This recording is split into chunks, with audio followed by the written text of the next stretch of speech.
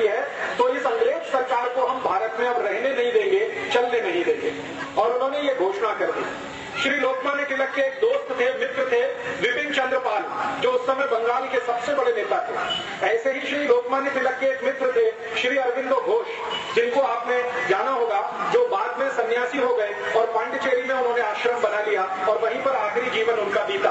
तो श्री अरविंदो घोष और विपिन चंद्र पाल, सुरेंद्र नाथ बनर्जी, उमेश चंद्र बनर्जी, व्योमेश चंद्र बनर्जी, ताराशंकर बंदोपाध्याय, ऐसे एक दो नहीं सैकड़ों सैकड़ों बंगाल के नेता श्री तिलक के पास मिलने के लिए पुणे में आए और तिलक के सामने उन्होंने कहा कि अब हमें क्या करना चाहिए। श्री लोकमान्य तिलक ने कहा कि पूरे बंगाल में आपको श्री गणपति के नाम पर उत्सव शुरू करना चाहिए। तो जो नेता आए थे उन्होंने कहा कि हमारे राज्य में, बंगाल में गणपति उत्सव तो कोई मनाता नहीं है और गणेश जी को बंगाल में कोई ज्यादा प्रभाव भी नहीं है। तो लोकमान्य तिलक ने पूछा, फिर आप बताइए आपके यहाँ किसका प्रभाव है? तो उन्होंने कहा जो नवदुर्गा होती है, दुर्गा पूजा होती है, उसका बंगाल में बहुत असर है। तो श्री तिलक ने कहा कि ठीक है, मैं यहाँ महाराष्ट्र में गणेशोत्सव करता हूँ, आप बंगाल में दुर्गा उत्सव शुरू करिए और इसके साथ संगठन बनाइए और अंग्रेजों की सरकार के खिलाफ फिर हमें लड़ना है। तो इस तरह से श्री लोकमान्य तिलक के प्रयासों से पूरे बंगाल में 1905 से 1905 से दुर्गा उत्सव शुरू हुआ, जो आज तक चला आ रहा है और भारत के अनेक राज्यों में फैल गया है। तो बंगाल में दुर्गा उत्सव, महाराष्ट्र में गणेशोत्सव, ऐसा जब काम शुरू हुआ तो लाखों लाखों कार्यकर्ता श्री तिलक और विपिन चंद्र पाल के साथ इकट्ठे हुए। फिर इन कार्यकर्ताओं को लोकमान्य तिलक ने एक संदेश दिया कि गांव-गांव जाना, गली-गली जाना और अंग्रेजों की सरकार ने बंगाल का जो बंटवारा किया है हिंदू मुसलमान के आधार पर, इसका विरोध करना। तो श्री तिलक के जो कार्यकर्ता होते थे वो पूछते थे कि आप बताइए विरोध का तरीका क्या है? तो श्री तिलक ने उन सबको बोल रखा था कि देखो, अंग्रेजों की सरकार भारत में तभी तक चलेगी जब तक अंग्रेजों का माल भारत में बिकेगा। आप जानते हैं कि अंग्रेजों की सरकार ईस्ट इंडिया कंपनी की मदद से चलती थी और ईस्ट इंडिया कंपनी की वस्तुएं भारत में बिका करती थी। तो श्री तिलक ने कहा कि ईस्ट इंडिया कंपनी की वस्तु जब तक भारत में बिकेगी अंग्रेजों को मुनाफा मिलेगा और जब तक उनको लाभ होगा तब तक वो भारत में सरकार चलाएंगे। तो हमें एक ही कार्य करना है कि गांव-गांव जाकर अंग्रेजी ईस्ट इंडिया कंपनी की जो चीज वस्तुएं बिकती है इनका बहिष्कार कराना है। और ऐसे करके 1905 में 1905 में स्वदेशी आंदोलन शुरू हुआ और वो बंगाल का जो विभाजन हुआ था उसके विरोध में शुरू हुआ। श्री तिलक ने पूरे बंगाल का प्रवास किया, छोटे छोटे गांवों में जाकर उन्होंने व्याख्यान दिए। तिलक के साथ अरविंदो घोष गांव-गांव गए, अरविंदो घोष के साथ ताराशंकर बंदोपाध्याय, बहुत बड़े साहित्यकार थे, वो गांव-गांव गए।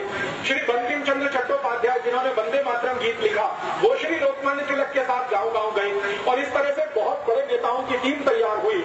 उन्होंने पूरे बंगाल में स्वदेशी की लहर पैदा कर दी। परिणाम क्या हुआ कि ये स्वदेशी आंदोलन 1905 में 1905 में जो शुरू हुआ, 2 वर्ष के बाद इसका इतना असर था कि बंगाल में अंग्रेजी ईस्ट इंडिया कंपनी का सामान बिकना बंद हो गया, उनका कापड़ बिकना बंद हो गया। ईस्ट इंडिया कंपनी की उस समय भारत में शक्कर बिकती थी, शुगर, क्योंकि शुगर भारत में बनती नहीं थी, वो इंग्लैंड से आती थी, तो शुगर बिकना बंद हो गया। और इस स्वदेशी आंदोलन का इतना असर हुआ पूरे बंगाल में कि जो मिठाई बनाने वाले लोग हैं, स्वीट्स बनाने वाले लोग, उन्होंने शक्कर इस्तेमाल करना बंद कर दिया, गुड़ से मिठाई बनाना शुरू की। इतना प्रभाव था। उसके बाद हमारे भारत देश में उस समय ब्लेड नहीं बनता था, ये बात है 1905 की, 1905 ब्लेड नहीं बनता था, इंग्लैंड से ब्लेड आता था भारत में। तो जो सैलून चलाने वाले लोग होते थे वो अंग्रेजी ब्लेड का उपयोग करते थे। श्री लोकमान्य तिलक ने जब उनको अपील किया कि आप ये अंग्रेजी ब्लेड वापरना बंद कर दो, तो सभी सैलून चलाने वालों ने अंग्रेजी ब्लेड का बहिष्कार कर दिया। अब समस्या आई कि शेव कैसे करना, ब्लेड तो नहीं है, तो उन्होंने एक इंस्ट्रूमेंट बनाया जो आज तक इस देश में चलता है। हम लोग हिंदी में उसको उस तरह कहते हैं, कन्नड़ में क्या कहते हैं मुझे मालूम नहीं है। उसको बहुत अच्छे से शार्प करके उससे शेप बनाई जाती है, ब्लेड का उसमें इस्तेमाल नहीं होता। ये लोकमान्य तिलक ने शुरू कराया इस देश में। उसके बाद हमारे भारत देश में उस समय डिटर्जेंट पाउडर नहीं बनता, हमारे भारत देश में डिटर्जेंट पाउडर नहीं बनता था, वो इंग्लैंड से इंपोर्ट होता था।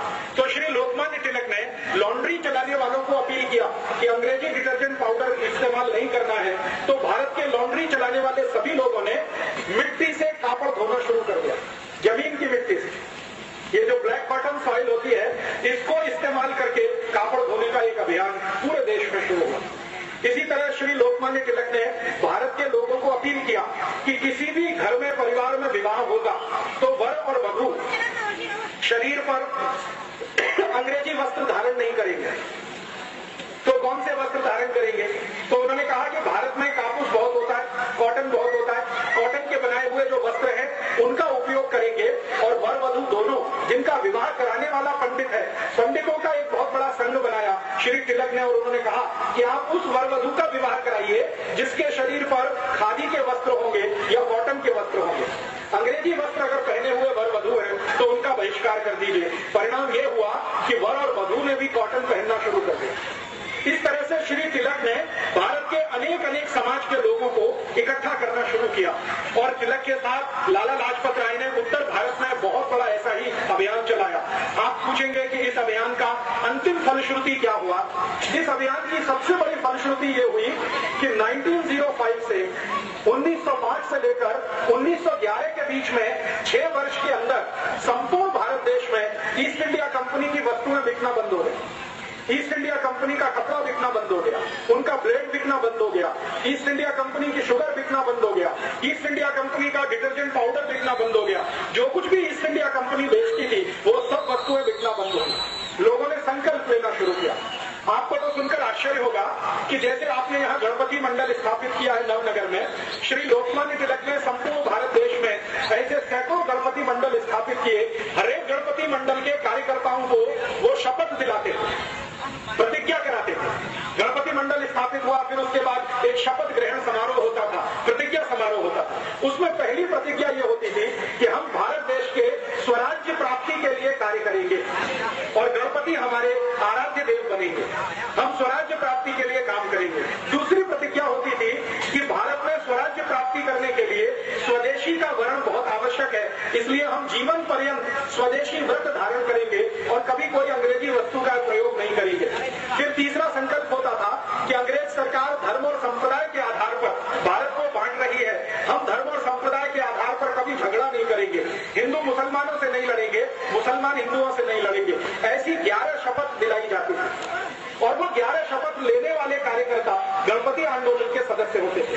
उसमें से एक शपथ होती थी कि व्यसन जीवन में कभी नहीं करेंगे, शराब नहीं पिएंगे, सिगरेट नहीं पिएंगे, बीड़ी नहीं पिएंगे, गुटखा तंबाकू कुछ नहीं खाएंगे और अपने को पवित्र बनाएंगे ताकि स्वराज्य प्राप्ति के लिए लड़ सके। ऐसी शपथ दिलाकर श्री तिलक कार्यकर्ताओं को पक्का बनाते थे और धीरे धीरे आप सुनकर आश्चर्य करेंगे 1905 से यह अभियान शुरू हुआ। 1911 में 1911 में स्वदेशी आंदोलन और गणेशोत्सव के कुल कार्यकर्ता 1,20,20,00,000 हो गए, 1,20,00,000।